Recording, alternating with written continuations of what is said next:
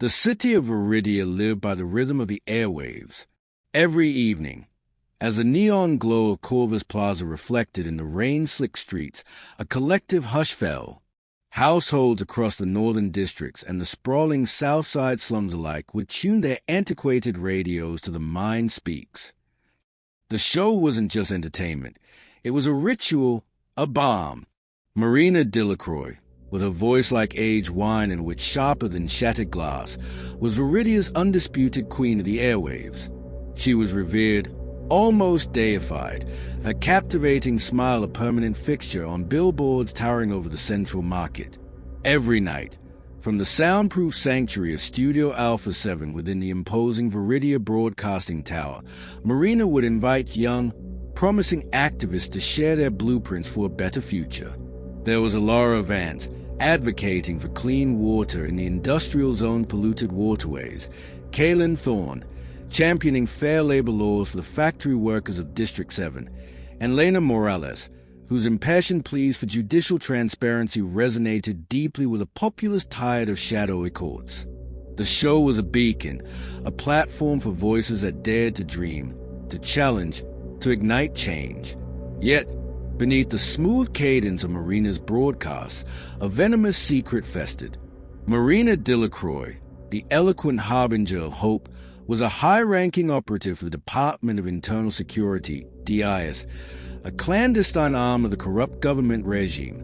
Her mission, to identify, isolate, and systematically quell any stirrings of dissent. The activists she championed, whose words soared across the airwaves, were merely bait. After their moment in the spotlight, they were meant to vanish, leaving no trace, their voices silenced forever. The disappearances began subtly, insidious and chilling. A promising young engineer, after a passionate discourse on energy reform, simply never showed up for work at the hydroelectric dam. An artist, whose powerful murals adorned the walls of Liberty Alley, vanished after discussing artistic freedom on air, leaving behind only a half-finished canvas. The official reports were vague, clinical, tragic accidents, unfortunate mishaps, or, chillingly, unidentified remains found near the old port docks. The public, initially confused, grew wary. Trust eroded like sandstone in a gale. Whispers, like tendrils of smoke, curled through the city's shadowed underbelly, rumors of a chilling pattern emerging after every Mind Speaks broadcast. All the while, Marina continued her show, her voice a soothing lie, her face betraying not a hint of the monstrous truth she concealed. Adrian Reed, fresh from the Viridia Police Academy, was an anomaly in the jaded ranks of the Viridia City Police Department, VCPD. His idealism, untarnished by the city's grim realities, stuck out like a sore thumb. His first major assignment felt like a punch to the gut, the investigation into the death of Lena Morales. Lena, a vibrant young journalist and activist, had been a rising star. Her segment on The Mind Speaks just 5 nights ago, passionately detailing the systemic corruption within the Ministry of Justice, had captivated thousands. Now, her broken body lay amidst discarded crates and graffiti-scarred walls in a forgotten alley behind the Blackwood Warehouse district. The official VCPD report, already expedited and stamped closed, cited mugging gone wrong. Adrian, however, saw the tremor in Detective Miller's hand as he handed over the file, the almost desperate haste in the precinct chief's voice as he declared the case resolved. Something was wrong. Adrian found himself at the crime scene late that night, the area officially cleared, but still whispering a tragedy. The air hung heavy with the scent of damp concrete and something metallic. He knelt, scanning the grime, his flashlight cutting through the oppressive darkness. Under a rusted fire escape, half buried beneath a pile of industrial waste, he found it, a discarded, sleek microphone, not the standard VCPD issue, but one unmistakably branded with a distinctive M-Audio logo used exclusively by the Viridia Broadcasting Network.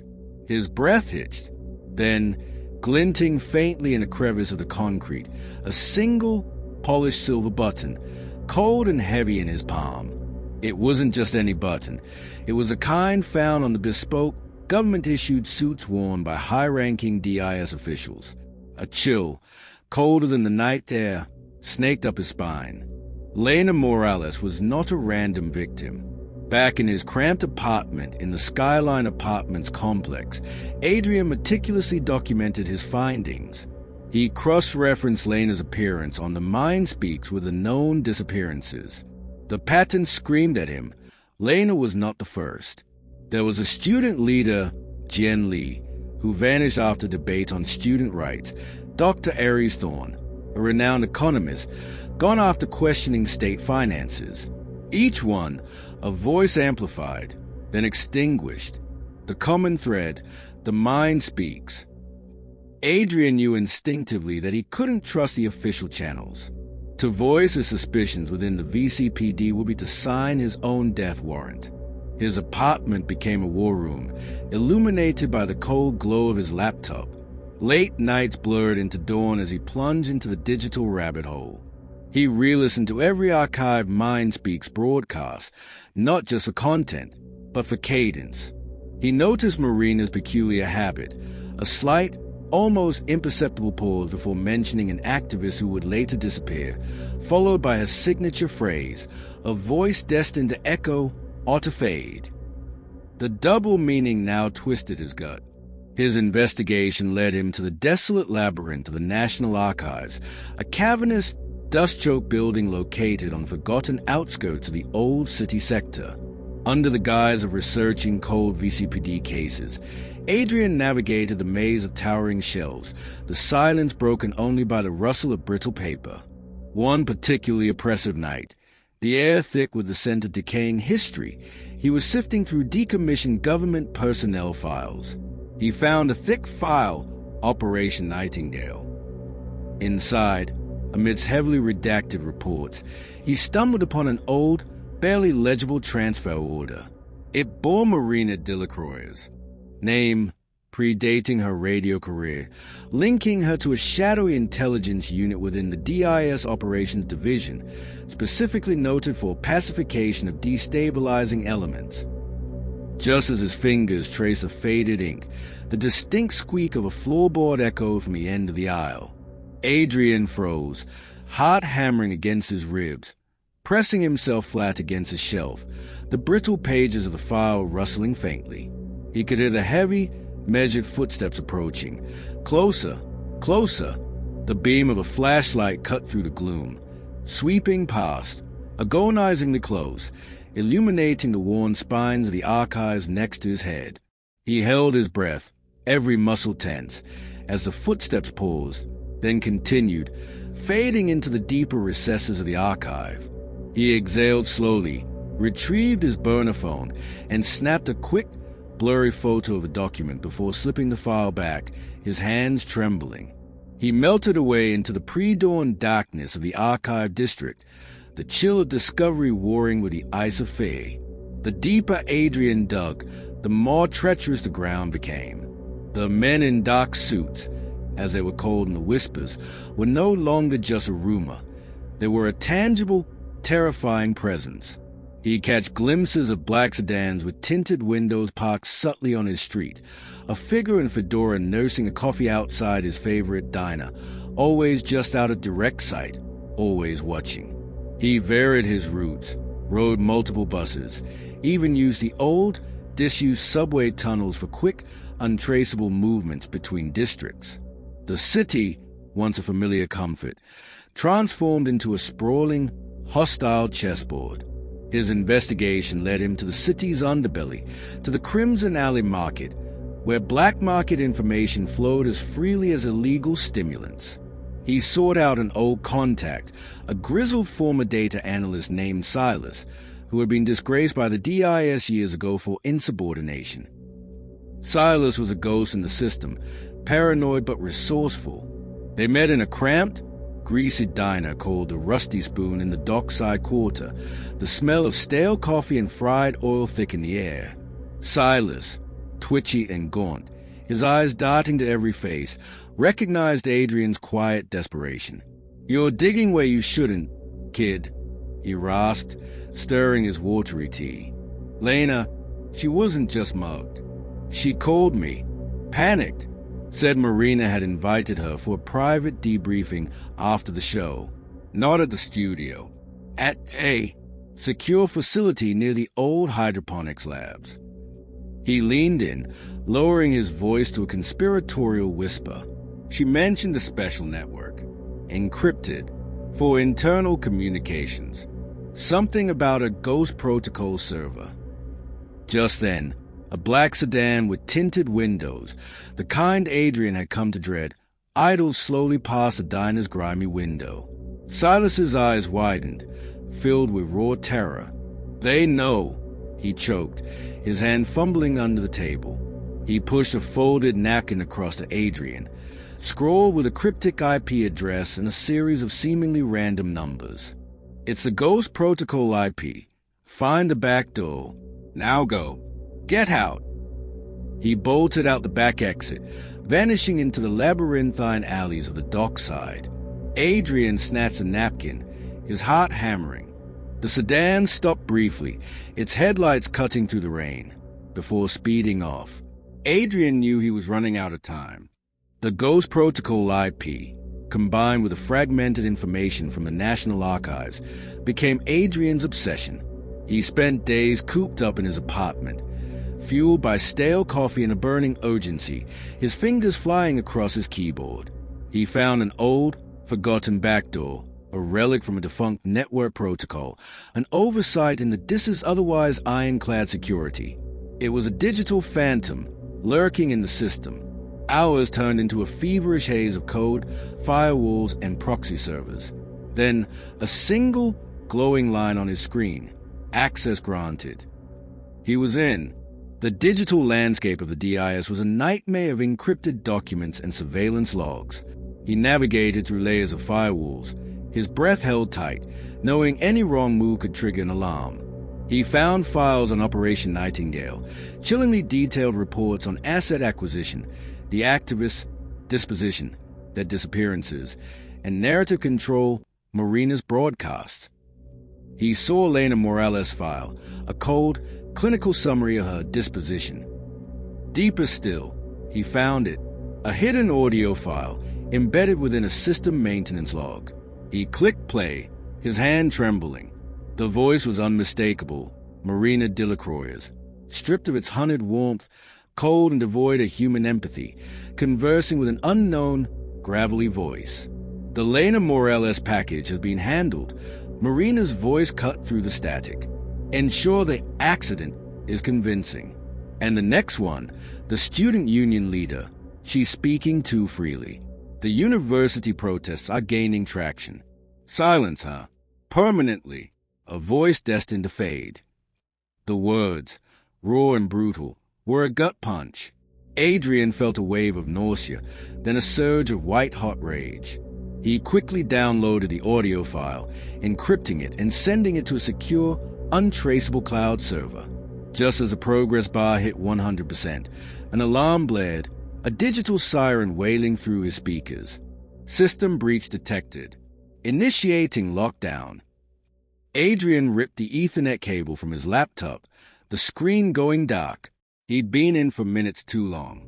Within moments, heavy footsteps echoed in the hallway outside his apartment. A rapid, urgent knocking hammered on his door. "VCPD, open up." Adrian snatched his burner phone, already packed his bag with essentials, and moved silently to his fire escape. He scaled down 2 stories, landing softly in the alley below, just as his door splintered open. He heard shouts, then the distinctive sound of furniture being overturned. He was a fugitive now. Adrian knew he had one chance, one final, desperate play. He couldn't trust any official channels. He needed to go public, and he needed a conduit. He remembered whispers of an old pirate radio operator, a legendary figure known only as the Maestro, who ran an illegal broadcast from the derelict old lighthouse overlooking the city's eastern bay. The Maestro was a ghost, a myth. But Adrian had a lead, a cryptic symbol etched into the wall of an abandoned recording studio near the theater district. He spent a harrowing day evading the DIS, who had mobilized a citywide manhunt. He saw his face on public screens, branded as a rogue officer, a traitor. He reached the abandoned studio as dusk fell, finding the symbol, and beneath it, a hidden compartment containing a single antique radio. Tuning it to a specific, almost forgotten frequency, he found a faint signal. A coded message, relayed through the underground network, confirmed the maestro's location, the old lighthouse. The storm hit Viridia with a vengeance at night, a fitting backdrop for the coming confrontation. Rain lashed against the windows of the lighthouse, lightning illuminating the churning waters of the eastern bay. The maestro, a wizened man with eyes that held 1,000 secrets and hands that moved with surprising agility across ancient radio equipment, watched Adrian with a knowing gaze. "You're playing with fire, kid," he rasped, "but sometimes fire's the only way to burn out the rot." As Marina Delacroix's smooth, deceitful voice filled the airwave from Studio Alpha 7, Adrian and the maestro initiated the broadcast override. The maestro threw a series of heavy switches, ancient tubes glowing, indicators flickering. Static hissed, then Adrian's voice, raw with urgency, cut through the frequency, overriding Marina's perfectly modulated tones. "Citizens of Viridia, this is Adrian Reed. What you are about to hear is the truth." Panic erupted in Studio Alpha 7. Marina's eyes, usually so composed, darted frantically. Her producer, a corpulent man with government ties, lunged for the kill switch, but the maestro's signal was too strong, too precise. Adrian began to play the recording. Marina's voice, cold and devoid of empathy, filled every home in Viridia, detailing the disposition of Lena Morales, giving chilling instructions to silence the student leader. The city froze.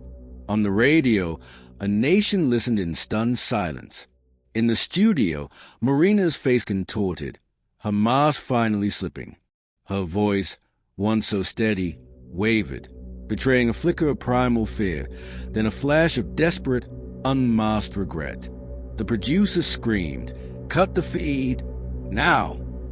As Adrian's voice laid bare chilling instructions, the studio's main lights flickered ominously, then died, plunging the room into momentary darkness, a deliberate shock caused by an overload from the maestro's ancient equipment. A flash of lightning illuminated Marina's terrified face for a fraction of a second.